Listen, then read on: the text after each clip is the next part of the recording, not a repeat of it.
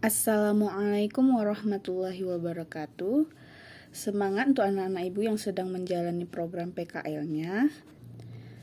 Dan semangat juga selama PKL, anak-anak ibu masih menyempatkan waktu untuk menunaikan kewajibannya sebagai seorang siswa untuk mempelajari pelajaran teori secara daring.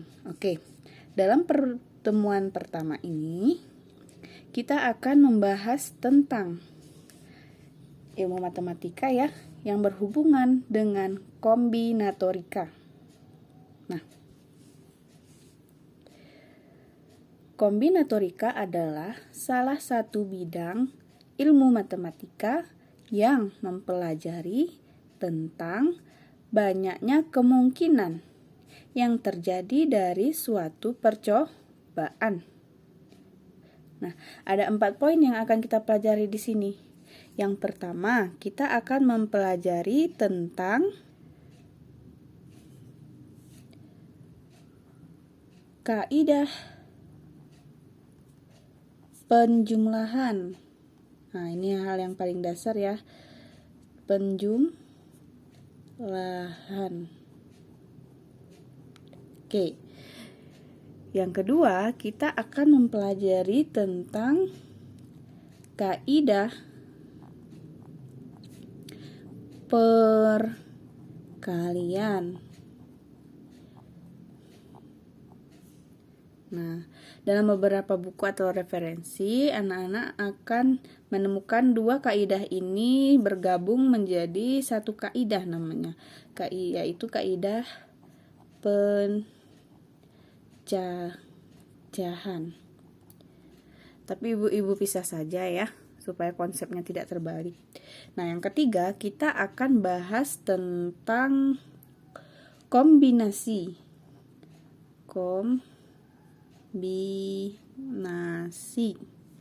Nah, yang terakhir kita belajar tentang permutasi, di mana keempat konsep ini akan kita temui dalam kehidupan sehari-hari. Jadi sangat penting bagi anak-anak ibu untuk mempelajari konsep kombinatorika ini. Nah, untuk yang pertama, kita pelajari dulu kaidah penjumlahan ya, karena ini yang paling dasar, kaidah penjumlahan. Nah, bunyinya begini. Jika dalam kejadian pertama dapat terjadi dengan M cara, dan kejadian kedua secara terpisah dapat terjadi dalam N cara.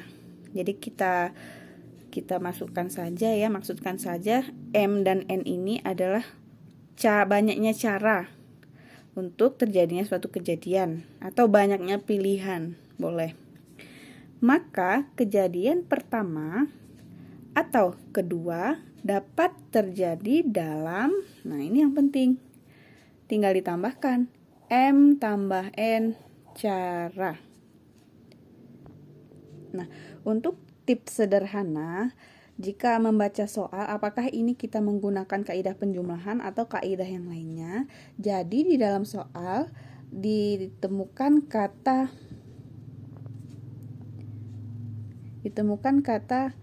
atau ya, itu ciri-cirinya. Ditemukan kata atau.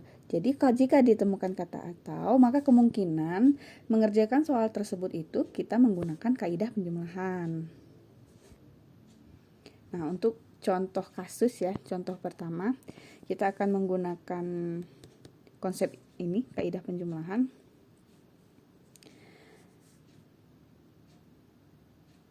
Di sebuah toko donat,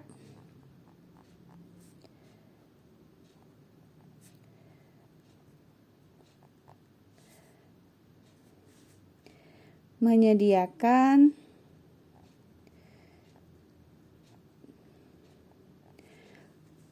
4 rasa yang berbeda. Oke ya, ini contoh yang paling sederhana. Menyediakan 4 rasa yang berbeda. yang yaitu coklat, karamel, rasa apa lagi ya? Keju, dan rasa kopi. Apa anak udah pernah membeli roti yang berasa kopi? Ya. Nah, ada berapa rasa? Coklat, karamel, keju, kopi, yang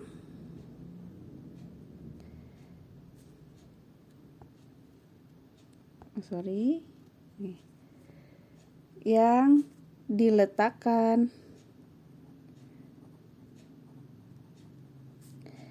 di keranjang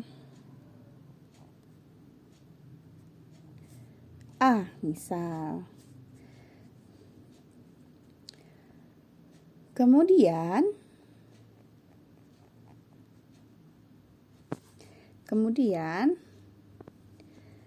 ada 2 rasa donat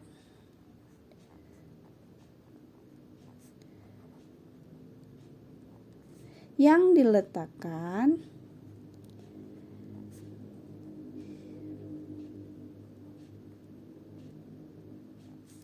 di keranjang B. Maafkan tulisan ibu ya, asal bisa dibaca enggak apa-apa. B. Nah, yang ditanyakan di sini adalah berapa banyak kemungkinan atau cara kita untuk membeli semua donat ini. Kita buat ya.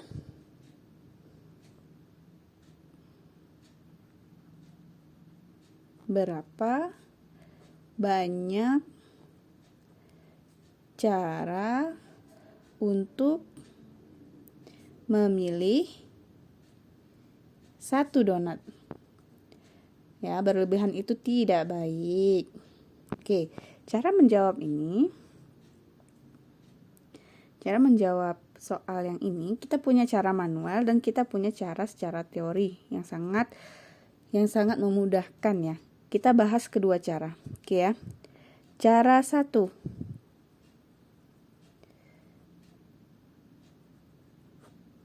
Nah, cara pertama ini kita akan membuat semua kemungkinan yang ada. Semua kemungkinan yang ada. Dua rasa ini kita buat rasa yang berbeda ya. Ini rasa mangga dan nanas. Oke, baik. Cara 1 ini kita cuman membuat semua kemungkinan yang ada. Contoh, kemungkinan pertama kita akan membeli donat yang berasa coklat. Oke. Kemungkinan yang pertama kita akan memilih donat yang rasanya coklat. Decok ya. Yang kemungkinan yang kedua, kita akan memilih donat yang rasanya karamel.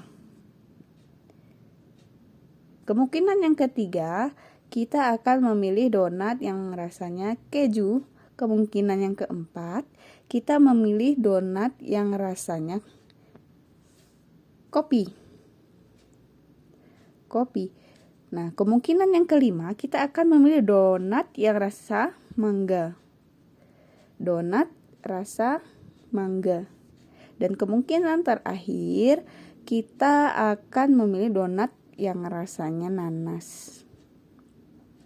Oke, ada berapa banyak kemungkinan yang ada? 1, 2, 3, 4, 5, 6. Jadi jawabannya ada 6 cara untuk memilih donat. Nah, ini cara yang pertama ya, dengan melihat satu-satu bahan yang ada. Nah, kenapa sih kita hanya memilih satu donat? Kan bisa aja kita memilih 2, donat coklat dan donat mangga sekaligus. Nah, tergantung permintaan soal itu hanya memilih satu donat. Maka yang kita list itu satu donat. Jika dia ingin memilih 2 donat, maka kemungkinan yang pertama mungkin akan terambil donat coklat dan donat kopi, atau donat nanas dan donat mangga. Ini karena hanya 1 donat, jadi satu kemungkinan ini hanya dipilih 1 jenis donat saja. Maka jawabannya 6 cara. Oke. Kita bahas di sini aja ya, cara yang paling cepat. Cara yang paling cepat adalah kita tinggal tambahkan semua cara yang ada, semua jenis donat yang tersedia. Contoh, carcep ya. Carcep. Di sini dilambangkan dengan M dan N. Jadi kita ikutin saja ya, M dan N. M-nya, nah, M adalah banyak donat di keranjang A. Kita buat donat di keranjang A yang diketahui di soal itu apa ya? Kita buat. Nah, ini di keranjang A ada donat coklat, ada karamel, keju, dan kopi. Ada berapa donat? 1, 2, 3, 4. Tinggal isi, M-nya sama dengan 4. Dah.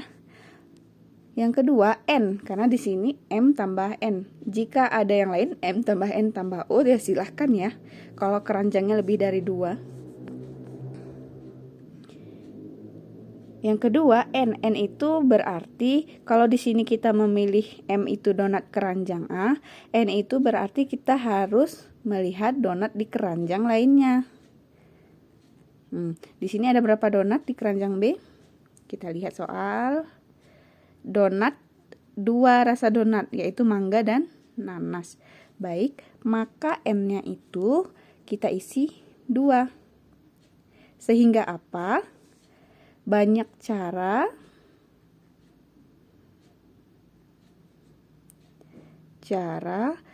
adalah M tambah N, yaitu 4 tambah 2 sama dengan 6. Berarti totalnya adalah ada 6 cara untuk memilih donat. Ya, silakan siswa ya. Anak-anak ibu boleh pakai cara cepat menggunakan definisi ini, atau boleh juga milih salah satu persatu donatnya. Kalau ibu sarankan kita memilih cara yang lebih cepat dan ampuh, karena rumusnya sudah terbukti ya. Tinggal ditambahkan M tambah N. Oke, sekian dari video kali ini. Apabila ada pertanyaan boleh ditanyakan langsung di grup atau PC, personal kontak dengan ibu sendiri ya.